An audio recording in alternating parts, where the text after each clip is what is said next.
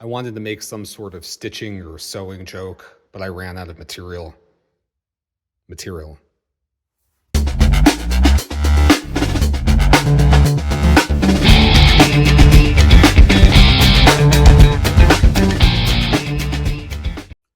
YouTube, POV Knives coming at you with another video taking a look at the various forms of the Microtech stitch. As most of you know, this is originally a Borka Blades design. You can see their logo, get into focus, on all of the blades. Microtech being the company that went to them and did a partnership, coming up with a production version of their custom. I do not have a custom here to show you because I don't spend $6,000 on knives. I know it's hard to believe. My limit right now is probably about $2,000.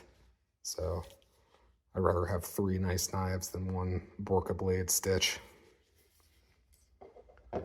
So what's new in the stitch community is the Ram-Lok version, which is really nice because previously if you lived in a shall we say, more controlling jurisdiction of the United States, such as California or New York, you wouldn't be able to get autos. So this kind of brings that stitch design, which really is a nice design, to those that can only have manual folders.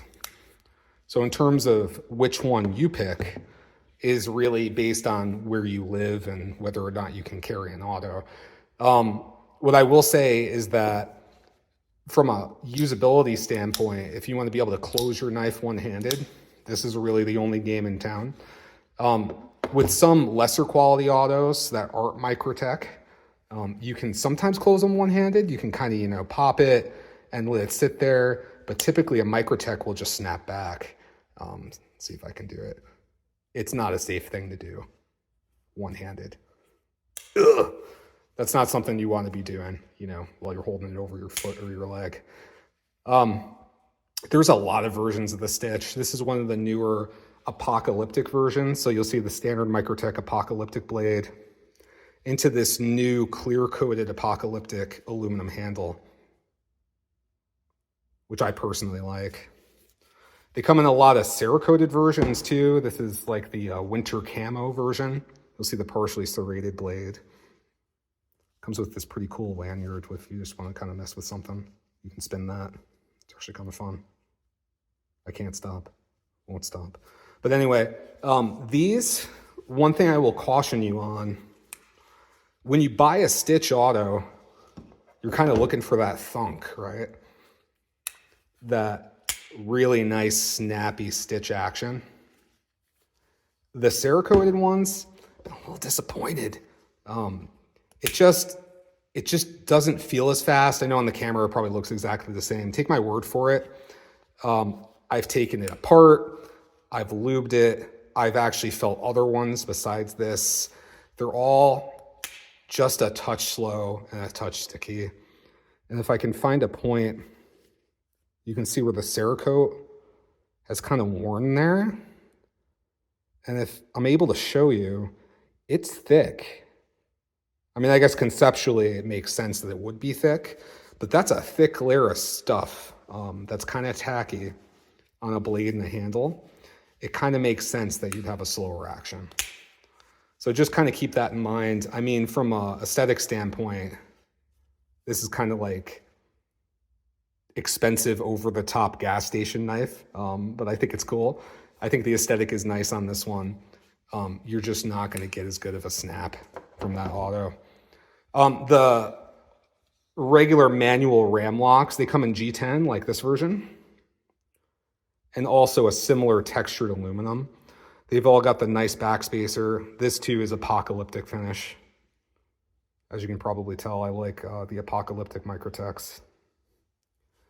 And again, if you want to take a look at my other Ram-Lok video, the one with the amphibian in it, which I happen to have laying around, all of the Ram-Loks, they're just so good. Microtech really knocked it out of the park.